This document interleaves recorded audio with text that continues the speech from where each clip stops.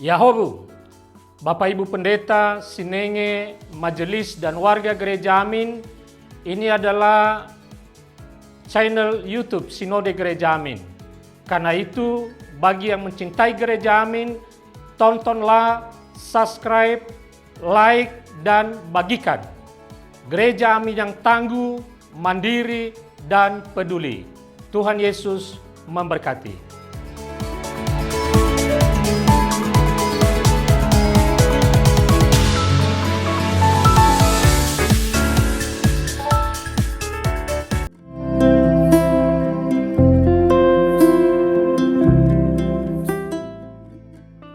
Hai Teens, baik lagi di acara Teens for Christ hari ini, Rabu 19 Februari 2025 dengan judul 7 hal yang dibenci Tuhan. Tulisan dari Pendeta Hendra Setia Prasaja. Untuk lebih lanjut, mari kita berdoa dulu. Mari kita berdoa. Ya Allah yang baik, tuntunlah kami Tuhan dalam merenungi, memelihara dan juga melaksanakan firman Tuhan yang hendak kami bersama-sama dengarkan. Mampukan kami Tuhan untuk terus rindu akan firman Tuhan. Berfirmanlah ya Allah, sebab kami siap untuk mendengarkan. Amin. Nah, teman-teman, pembacaan Alkitab hari ini diambil dari Amsal 6 ayat 12 sampai 19 dengan ayat utamanya ada di ayat yang ke-15. Amsal 6 ayat 15 saya akan bacakan buat kita semua. Itulah sebabnya ia ditimpa kebinasaan dengan tiba-tiba. Sekonyong-konyong ia diremukkan tanpa dapat dipulihkan lagi. Nah, judul kita hari ini tadi ya teman-teman, 7 hal yang dibenci oleh Tuhan.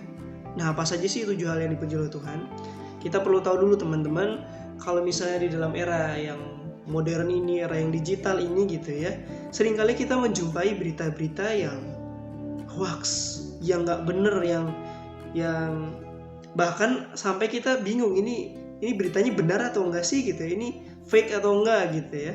Kita tanpa sadar teman-teman, karena menurut kita itu menarik, menurut kita itu kayaknya bisa dipercaya deh, terus kemudian kita main sebarluaskan aja berita yang kita nggak tahu keasliannya apakah itu benar atau hoax gitu ya. Tapi kemudian ternyata dari dampak penyebaran berita-berita yang kita nggak tahu keasliannya itu teman-teman, dampaknya benar-benar begitu besar ya, bisa mempengaruhi mindset orang, pandangan sudut pandang orang, dan kemudian cara mereka bersikap juga satu dengan yang lainnya. Nah teman-teman, jangan ngomongin soal yang kemudian terlalu jauh di dalam pergaulan aja, kita kadang nggak suka ya ketika dengar orang-orang yang kalau ngomong tuh ngelantur, kalau ngomong itu suka bohong begitu, nggak bisa dipercaya. Kita nggak suka dengan pendengaran kita, nggak nyaman mendengarkan kalimat-kalimat kebohongan itu gitu ya. Kita nggak nyaman berelasi dengan, bahkan bekerja sama dengan mereka yang kita nggak bisa percayai kalimat-kalimat omongannya begitu ya, yang biasanya kita sebut dengan bermulut serong, atau bahasa yang lebih berat lagi, lebih kasar lagi adalah munafik, dan orang yang punya niat jahat gitu ya. Dan pasti banyak orang yang juga tidak mau menjadi korban dari sikap buruknya.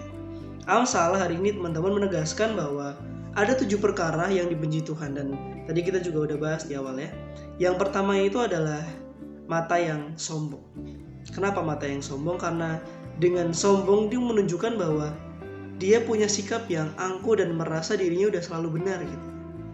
Dia nggak mau belajar, dia nggak mau dikritik, dia nggak mau dikasih saran, dia terus merasa benar padahal belum tentu dia benar.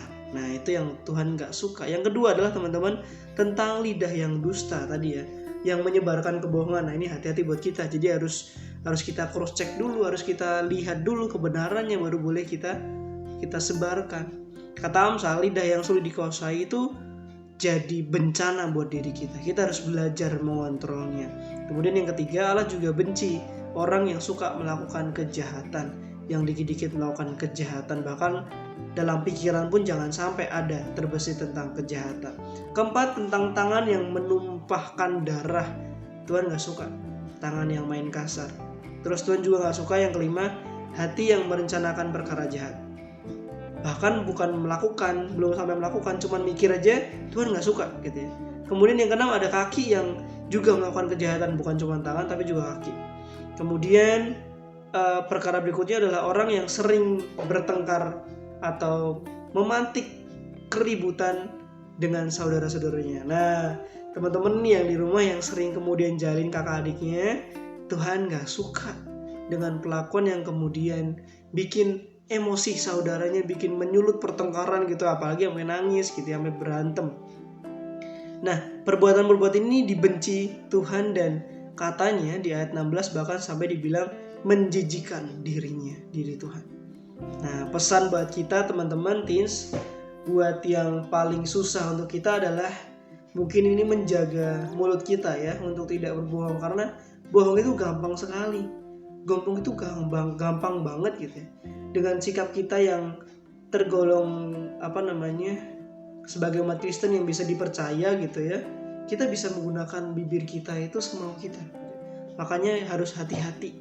Kita diajak untuk memeriksa kehidupan di dunia digital kita terlebih ya, karena digital tuh gampang banget kita nge-tweet, kita nge-post sesuatu sembunyi tangan, kita hate comment ke sesuatu terus kita sembunyi tangan, pura-pura nggak terjadi apa-apa gitu ya. Tapi itu bisa jadi hoax, bisa menyakiti orang lain dan lain sebagainya. Kita diajak untuk menjaga agar tidak ada dampak buruk yang terjadi karena kecerobohan kita di dunia digital gitu ya. Nah, kita diajak untuk merenungi apakah komentar kita pada konten-konten yang sejatinya membangun itu untuk teman lain, atau justru malah jadi cacian, jadi makin jadi merendahkan orang lain gitu ya. Waspadalah teman-teman pada apa yang teman-teman semua katakan di dalam komenan, dalam bersosial media gitu ya. Karena Amsal ini bicara tentang bahwa kebinasaan itu bisa datang tiba-tiba tanpa sadar. Mungkin kita lagi asik-asik hate comment, kita asik-asik nyebar hoax, tiba-tiba karena itulah kemudian kebinasaan datang menimpa kita secara tiba-tiba, kata Amsal. Oleh sebab itu, mari kita memohon pengampunan dan juga dimampukan oleh Tuhan. Mari kita berdoa. Ya Tuhan, ampuni kami yang semakin mahir berbohong di dalam dunia digital ini ya Tuhan.